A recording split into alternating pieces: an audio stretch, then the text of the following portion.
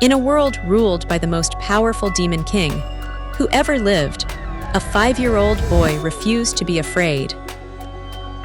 Long ago, in an age when the heavens, the earth, and the worlds below trembled under one shadow, the demon king Hiranyakashipu sat upon his throne like a dark sun, blotting out every other light.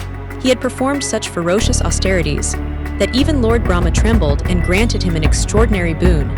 He could not be killed by man or beast, by day or night, inside or outside, by any weapon forged of metal or wood. There is only one God in this universe, and you are looking at him. He banned all worship of Lord Vishnu.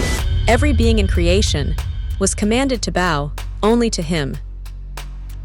Yet within that very palace of darkness, a quiet miracle was blooming. The Lord is everywhere, dear child.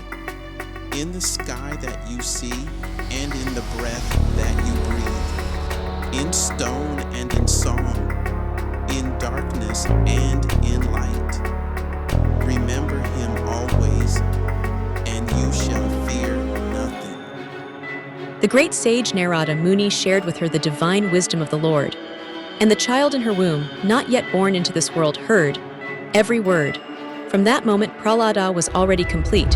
He saw Lord Vishnu in everything, in stone and in sky, in fire and in water, in the eyes of his father, and in the vastness of the cosmos. He came into this world, already knowing the Lord, and nothing the world would throw at him would ever make him forget. His father sent him to the royal school to learn the ways of demonic power and politics. What is the point of ruling all 3 worlds if you do not know the one who holds all 3 worlds in his hands? Every lesson on statecraft, Prahlada transformed into a teaching on devotion. Every story of conquest, he turned into a parable of surrender to the Lord. The teachers returned to the king, red-faced and completely defeated. Your son, O great king, he teaches us rather than we him.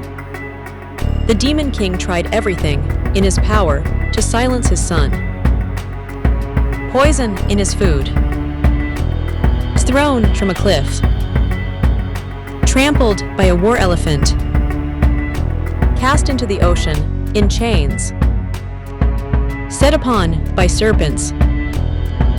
And every single time, Prahlada returned, unharmed, unshaken, still chanting the name of Lord Vishnu.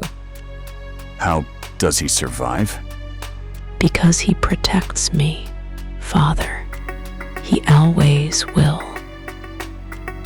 The fury had become madness. The demon king summoned his son one final time. Prahlada, tell me, where is this God you worship so fearlessly? Show him to me, now. Father, he is everywhere, in you, in me, in every grain of sand, in every star in the sky.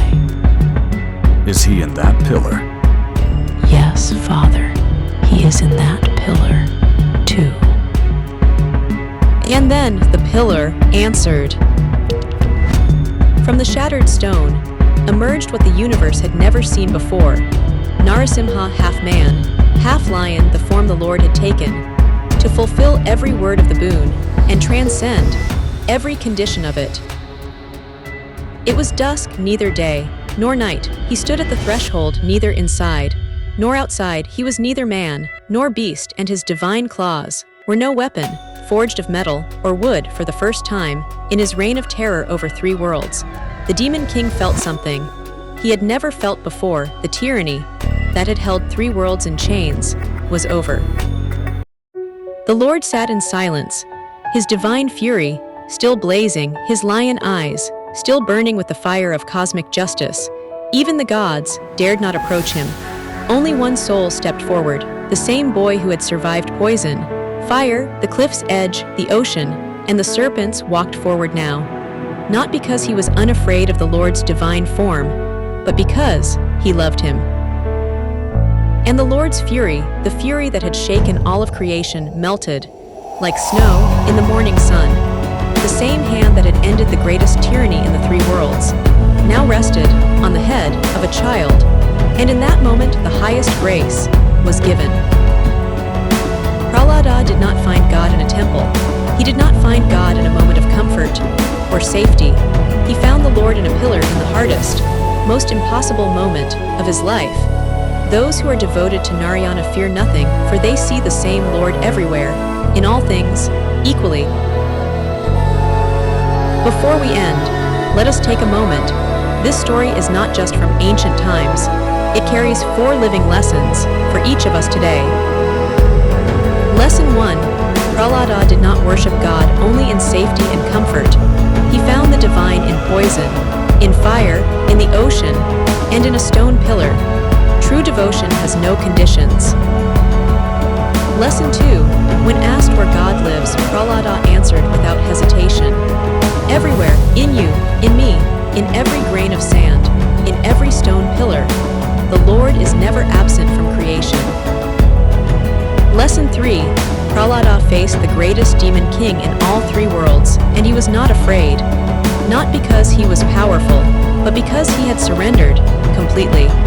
The one who fears nothing possesses everything. Lesson 4. Even the fierce divine fury of Narasimha, a force that shook all of creation, melted. The moment a child approached with pure love is the most powerful force in the universe. Ask yourself today, do I remember the divine only in comfort, or can I find it in the pillar, in difficulty, in silence, in the ordinary moment, right in front of me?